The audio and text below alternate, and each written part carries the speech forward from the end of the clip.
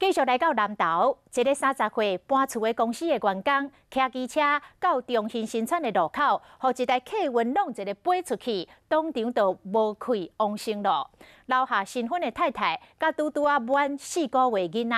太太真伤心，讲就是这个客运驶伤紧咯，驶到闪灯的路口，佫无来礼让，才会弄死伊的翁婿。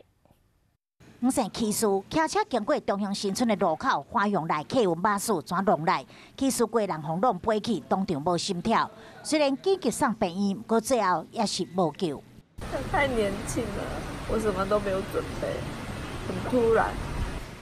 出来抱一个4个月大的查囝，因是伫去年才结婚的，雄雄发生这个意外，伊拢无准备，怎要安怎较好，真艰苦。公车真的开太快了，你知道他现场撞到他那个刹车痕迹。